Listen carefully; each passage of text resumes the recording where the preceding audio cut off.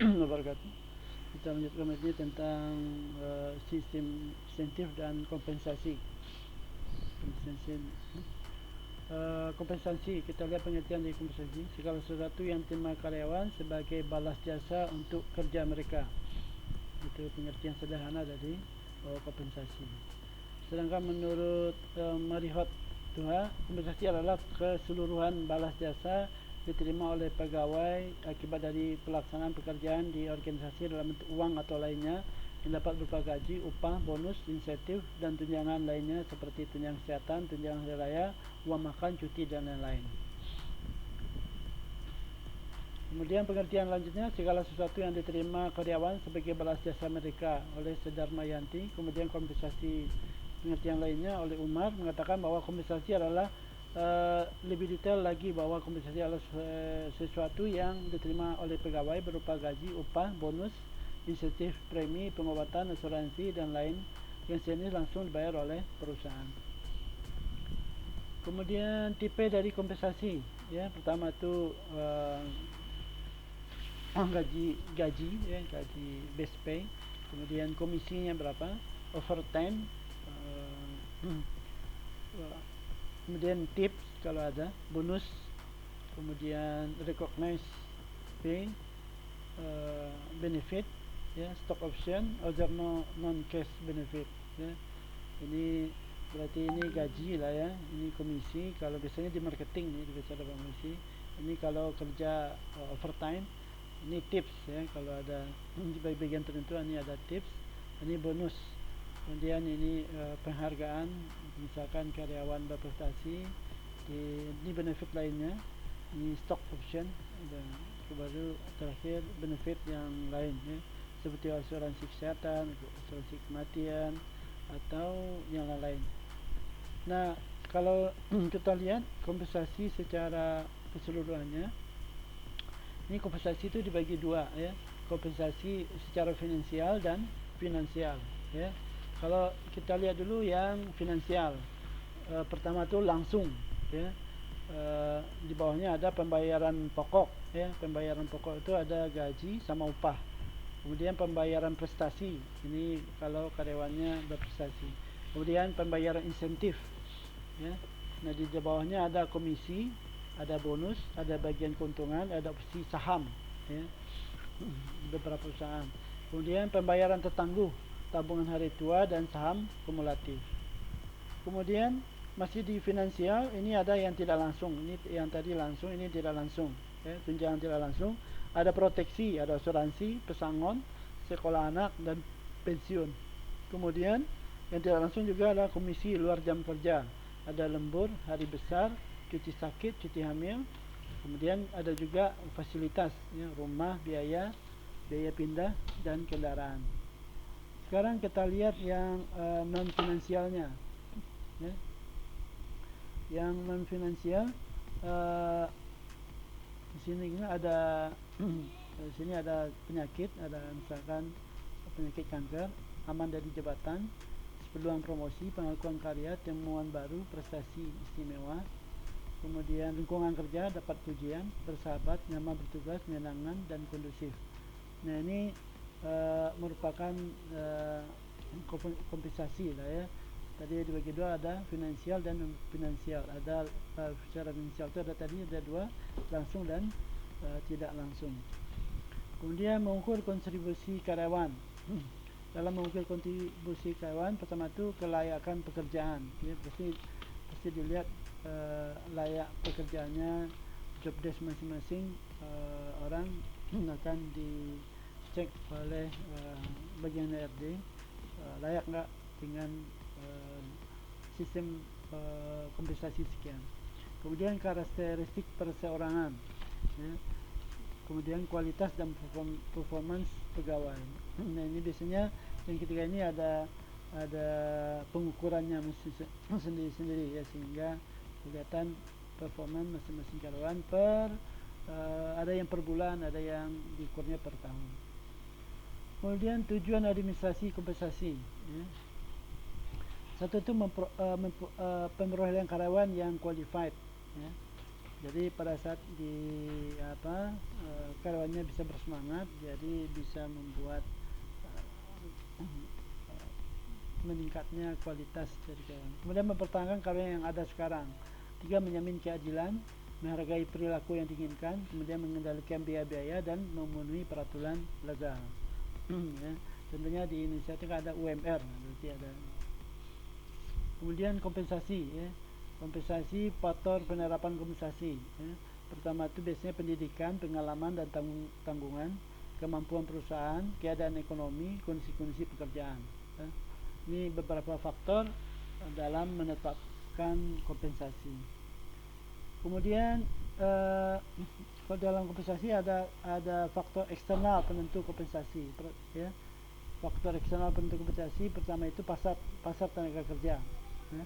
Kalau sekarang sudah era globalisasi dan pasar bebas, di mana pekerja dari luar boleh masuk, maka persaingan cukup ketat sekarang dalam pasar tenaga kerja.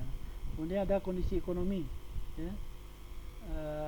Contohnya seperti saat ini ada pandemi, maka kompensasi kemungkinan banyak perusahaan yang memotong kompensasi, bahkan ada yang membuat orang pekerjanya separuh bulan 15 hari sehingga gaji mereka juga dipotong setengah hampirnya. Kemudian ada serikat pekerja, kemudian peraturan pemerintah. Ya, jadi ada 4 tadi: pasar tenaga kerja, kondisi ekonomi, peraturan pemerintah, dan serikat kerja. Kemudian fungsi kompensasi, pertama itu mendorong stabilitas dari pertumbuhan ekonomi, kemudian pengalokasian SDM secara efisien, pengumuman SDM secara lebih efisien dan efektif. Kemudian tujuan kompensasi menciptakan keseimbangan dan keadilan, memajukan negara ini. Keseimbangan ini maksudnya jangan terlalu jauh antara pekerja A dan pekerja B, padahal pekerjaannya hampir sama atau bahkan sama, gajinya jauh berbeda gitu misalkan. Kemudian memajukan organisasi, pemenuhan kebutuhan ekonomi dan meningkatkan prioritas kerja. Kemudian kompensasi dalam penentuan kompensasi, menganalisa jabatan, ya. Langkah pertama menganalisa jabatan, kemudian mengevaluasi jabatannya, kemudian melakukan survei gaji dan upah dan menentukan tingkat gajinya berapa. Nah, ini langkah-langkah penentuan kompensasi. Kemudian alur kompensasi, ya. Pertama itu bisa kita lihat, ya, dari di sini ada peraturan, ada analisis pekerjaan, kemudian ada job desk-nya, kemudian dari job desk ada standar pekerjaan, kemudian dievaluasi pekerjaannya, disurvei pengupahan, kemudian struktur upah, dari struktur upah ada masukan dari peraturan minimum, kemudian aturan administrasi, penilaian prestasi, ya. Dari sini standar pekerjaan masuk ke prestasinya berapa, kemudian baru pembayaran upahnya. Kemudian asas kompensasi, ya, biasanya ada asas adil, dan asas layak dan wajar, ya. Adil itu maksudnya ya sesuai dengan pekerjaannya, ya. Kalau layak berarti ukuran ini layak dan wajar, ya, standar untuk makanya di UMR itu kan beda-beda masing-masing daerah, ya. Berapa layaknya di daerah ini, ya, kebutuhan minimum satu daerah berapa. Kemudian karakteristik kompensasi arti penting, ya. Ada fleksibilitas, frekuensi, visibilitas, dan biaya, ya. Kemudian jenis kompensasi, ya. Tadi ada gaji dan upah, insentif dan bagi hasil, dan benefit, ya. Jadi di atas sudah diinginkan, tapi kita bahas lagi lebih detail. Gaji, ya. Gaji ada upah, ada insentif, kompensasi tidak langsung tadi ada, ya. Kemudian program kompensasi lengkap, time of benefit, ya. Istirahat, hari sakit, liburan dan cuti, alasan-alasan lainnya, ya. Tentunya kalau di Indonesia arti perempuan ada cuti hamil misalkan, ada cuti haid dan lain-lainnya. Kemudian perlindungan tenaga kerja, jaminan pembayaran upah dalam jumlah tertentu selama satu periode, rencana pensiun, tunjangan hari tua, tunjangan pengobatan, pembentukan koperasi, yayasan dan lain-lain. Kemudian program kompensasi pelengkap, ya. Biasanya ada rekreasi, ya. kemudian kafetaria, ada perumahan, beasiswa pendidikan, fasilitas pembelian, konseling finansial dan legal, aneka ragam pelayanan lainnya. Ya. Ini tambahan ya. Kalau biasanya kalau perusahaan-perusahaan yang bagus, dia akan melakukan misalkan tiap tahun ada refreshing ya, dengan mengajak rekreasi karyawan atau bahkan mengajak family gathering seluruh keluarga dari karyawannya. Kemudian kafetaria itu biasanya ada di beberapa perusahaan itu ada. Kemudian perumahan juga ada beberapa perusahaan menyediakan membuat perumahan buat karyawan. Begitu juga dengan beasiswa. Kemudian ini nomor 4 tadi program keamanan kesehatan karyawan ya. Kemudian karakteristik rencana pemberian insentif ya. Pertama itu formula bonus yang paling sederhana dengan persentase tertentu terhadap laba bersih ya. Dana bonus kali persen kali laba bersih ya. Kemudian persentase tertentu dari laba pada tingkat laba minimum dapat dicapai. Kemudian dana bonusnya dikali X persen dikali laba bersih dikurang total IPS minimum.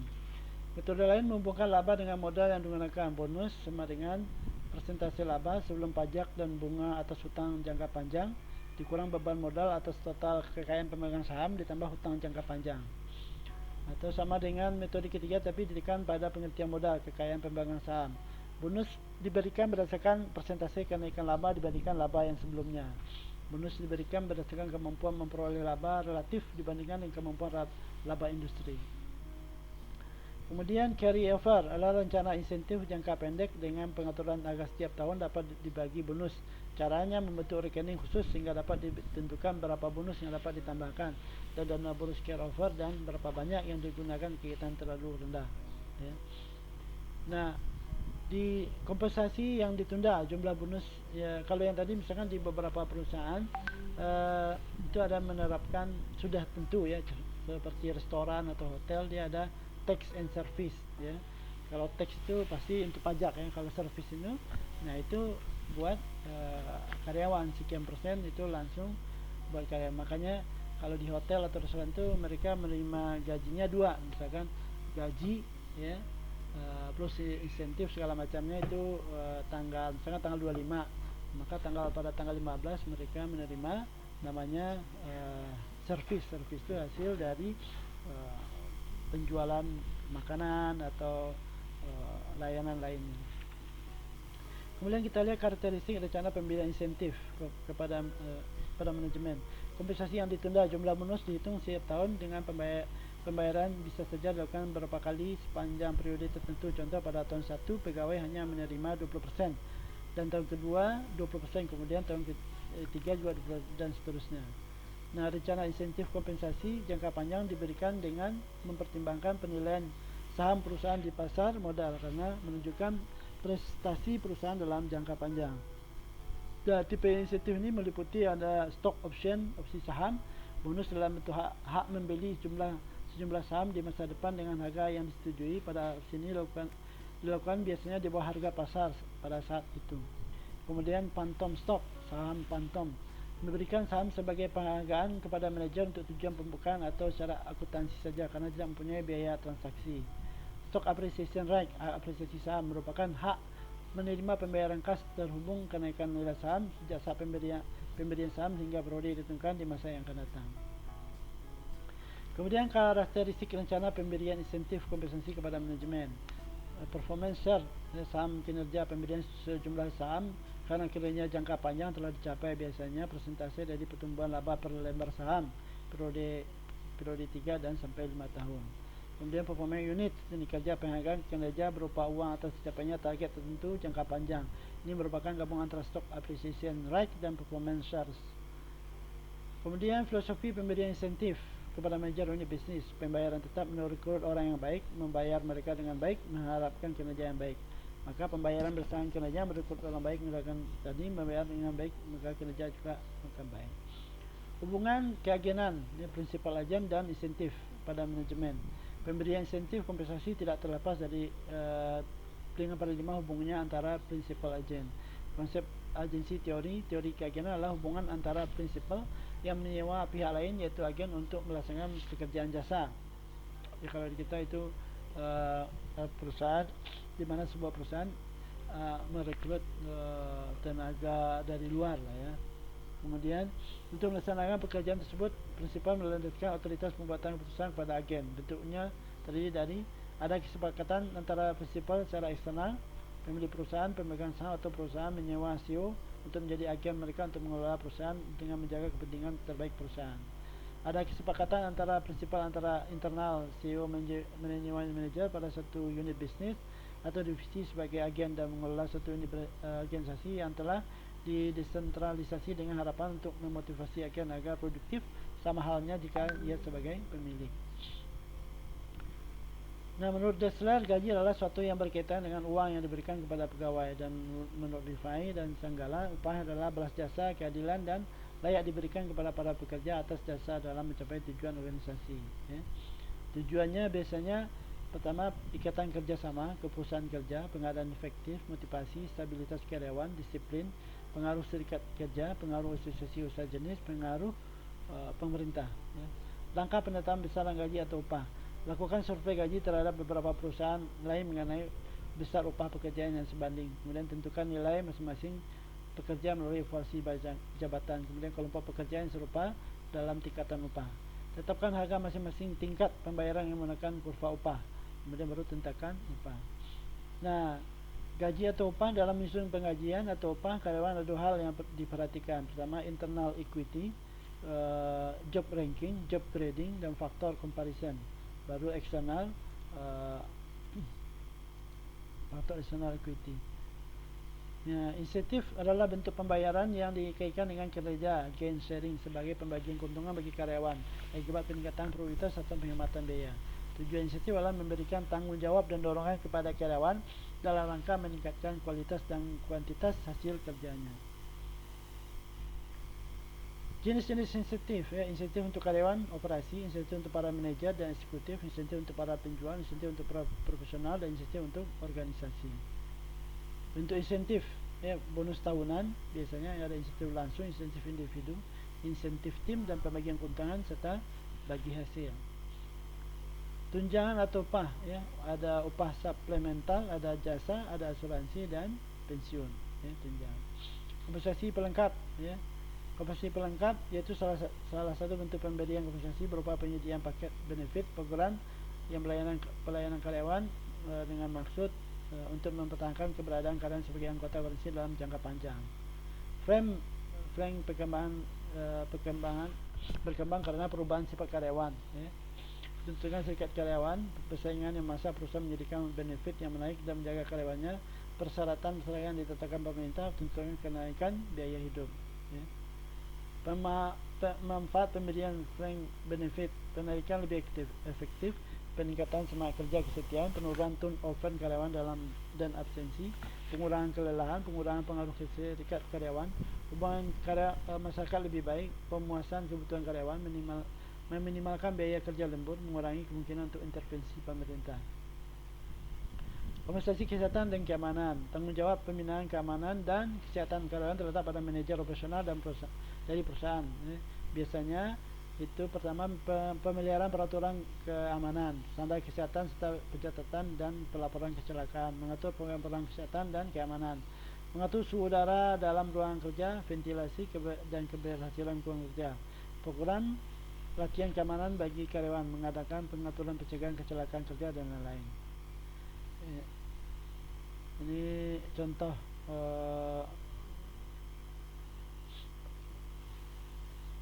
slip gaji lah ya. Ini ada nama, kemudian ini status, kemudian gaji pokoknya berapa, uang makan, ada kompensasi, pengobatan, bonus dan lain-lainnya, pensiun. Kemudian bentuk yang lain hampir sama ya, cuman ada